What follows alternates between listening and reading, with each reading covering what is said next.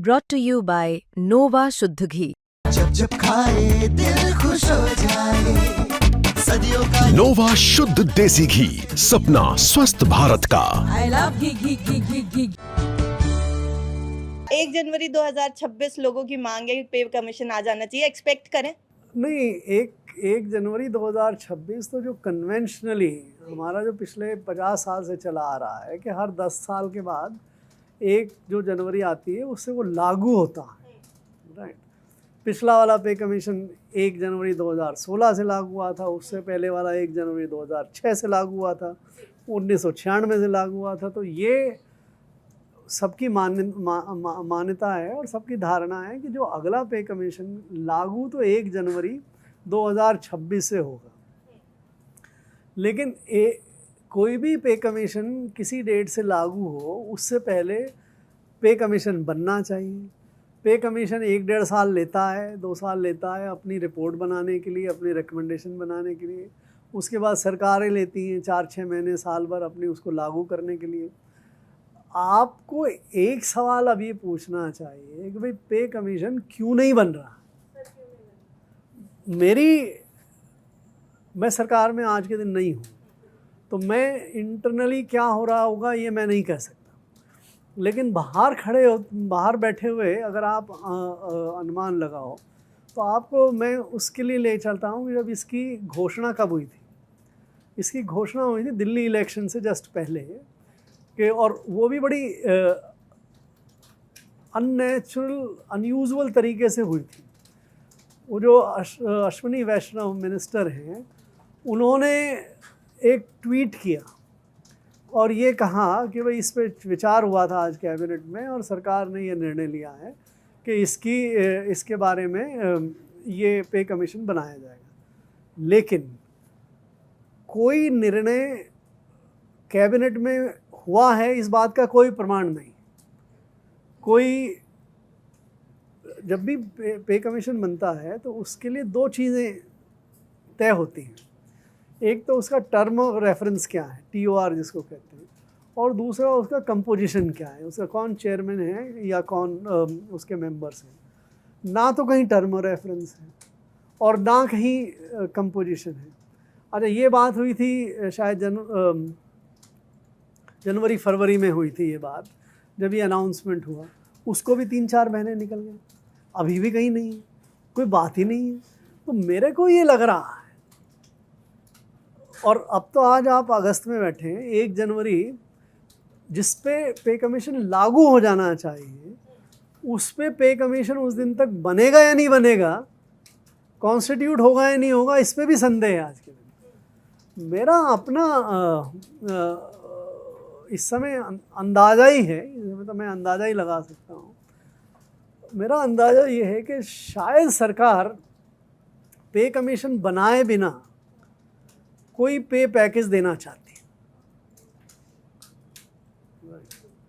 कि भाई हमने दिया, पे कमीशन को कि क्या ज़रूरत है, राइट। ये शायद एक थॉट हो सकता है। सही है या नहीं है अभी हम नहीं कह सकते, समय बताएगा। पे कमीशन की घोषणा भी हो सकती है। पे कमीशन घोषणा हो जाए फिर उसके बाद रिकमेंडेशन वगैरह उसको कम समय दे सकते हैं, आप उसको समझा सकते हैं कि भाई ये रिकमेंडेशन दे दो। अभी थोड़े समय में पहले आप गवर्नेंस की बात कर रहे थे, अगर पे कमीशन इंडिपेंडेंट ना हो, पे कमीशन जो सरकार कहे वही रिकमेंडेशन दे दे तो ठीक है, वो फॉर्मेलिटी भी पूरी हो सकती है, राइट। सो आज के दिन इस बात में कि भाई DA कितना हो जाएगा, फिटमेंट क्या हो जाएगा, इस पे बात करने का कोई औचित्य नहीं। सर, आपने तो एक बड़ी बात बोल दी यहाँ कि सरकार हो सकता है वेतन आयोग बनाए बिना कोई पे पैकेज दे सकती है। इसको कुछ एलोबरेट करेंगे? आपके कुछ कॉन्टैक्ट्स तो होंगे ही department of expenditure, ministry of finance में, क्या वहाँ से कुछ ऐसा निकल कर आ रहा है? देखिए, मैंने 2019 में जब सरकार छोड़ी उस दिन मैंने ये प्रण किया था कि मैं सरकार के किसी अफसर से बात नहीं करूँ। तो मेरा कोई कांटेक्ट नहीं, मैं किसी से बात नहीं करता। मैं जो छपता है, जो सामने आता है, पब्लिकली आता है, केवल उसी से बात करता हूँ। तो मेरे पास कोई अंदरूनी सूचना नहीं है। लेकिन ये सूचना कहीं बाहर भी नहीं है कि सरकार वेतन आयोग को लेकर कैबिनेट में कोई प्रस्ताव नहीं पास हुआ है और आप एक कोई अलग पे पैकेज सरकार ऑफर कर सकती है खुद से, इसीलिए मेरा ये जोर है कि आप इसको इसका मैं elaborate कारण करें। देता हूँ आपको, ये मैंने क्यों कहा। वो जो ट्वीट थी वो अश्विनी वैष्णव की ट्वीट थी। नॉर्मली सरकार जो भी फैसले करती है उसके बाद हमारी सरकार की एक एजेंसी है PIB, public information bureau, right, वो एक रिलीज़ जारी करता है, उसमें उस फैसले का जिक्र होता है। कोई PIB रिलीज़ नहीं जारी हुई, केवल एक जो PIB की रिलीज़ जारी हुई उसमें भी अश्विनी ये वैष्णव जी का जो ट्वीट था उसको ही लिखा गया है और कुछ नहीं लिखा गया। इसलिए मैं कह रहा हूँ कि कोई फैसला नहीं हुआ। अगर कोई फैसला होता तो PIB का एक पूरा नोट, कोई एक प्रेस रिलीज़ जारी होती कि सरकार ने इस पे ये विचार किया वगैरह वगैरह, इस तरह से ये TOR या ये कुछ समय में TOR बनाए जाएंगे या इसके बारे में। तो दैट इज़ द रीज़न। ये अंदर की कोई खबर नहीं है, ये बिल्कुल सामने जो आ गया था उसके आधार पे कोई भी ये निष्कर्ष निकाल सकता है कि इस पर कोई स्ट्रक्चर्ड एजेंडा नहीं था, कोई उस पर फैसला नहीं हुआ। चर्चा हुई होगी, उस चर्चा को मिस्टर वैष्णव ने अपनी ट्वीट के जरिए जारी कर दिया। दूसरा, मैंने आपसे कहा कि मेरा कोई कांटेक्ट नहीं है, राइट। अब ये मैंने पहले भी बड़ी उससे कह दिया था कि ये मेरा कयास है, ये मेरा अनुमान है। ये क्यों आज तक कोई पे कमीशन इतना लेट नहीं हुआ। ये जो 2016 में पे कमीशन आया था उसकी कैबिनेट की घोषणा 2013 में हुई थी। 2014 में वो फरवरी में कमीशन का सेटअप हो गया था। 2016 से 2 साल पहले अभी तक कोई कमीशन नहीं बना है। क्यों नहीं बना है?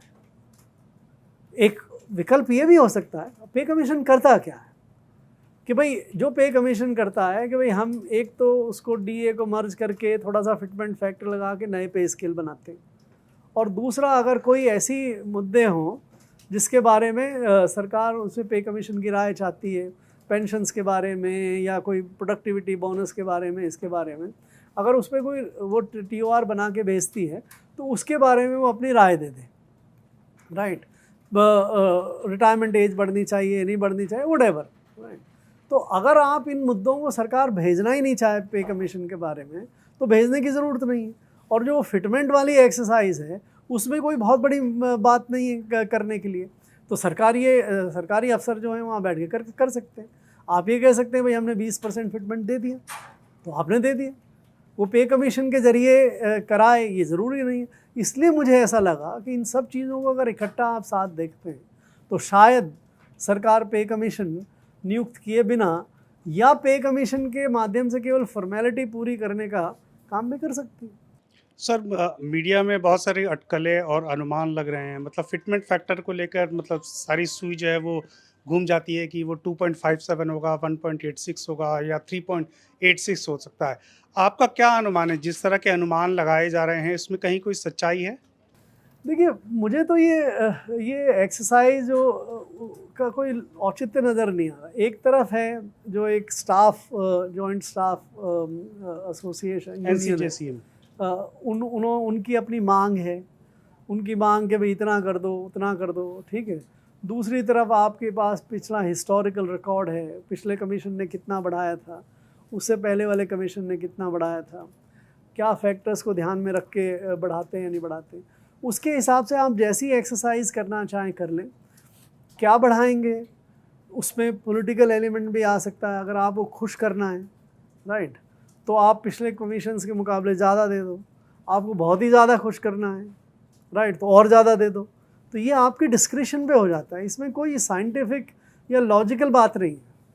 नहीं, जब इकॉनमी 4 ट्रिलियन प्लस हो चुकी है और 5 ट्रिलियन की तरफ जा रही है, तो आपको लग रहा है एक जो अनुमान जो 2 ब्रोकरेज हाउसेस एम्बिट कैपिटल और कोटक इक्विटीज़ ने लगाया कि सरकार जो है करीब 3 लाख करोड़ जो है वो इस पे कमीशन के ज़रिए एम्प्लॉयज़ के बीच में बांट सकती है, तो आपको लगता है कि सरकार इस पोजीशन में हो? क्या ये इंटेंट हो सकता है कि सरकार मिडिल क्लास को, सर्विस क्लास को इतना कुछ दे दे कि मतलब 18,000 की सैलरी 50-55,000 हो जाए?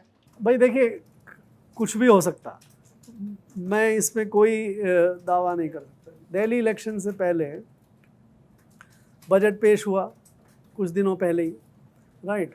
उस बजट में मिडिल क्लास को 1 लाख करोड़ का फ़ायदा दे दिया। कि आपसे 7-7.5 लाख रुपए तक की आमदनी को बढ़ा के 12 लाख रुपए तक आमदनी पे कोई टैक्स नहीं लगेगा, 1 लाख करोड़ रुपए का दे दिया। तो कोई 1 लाख करोड़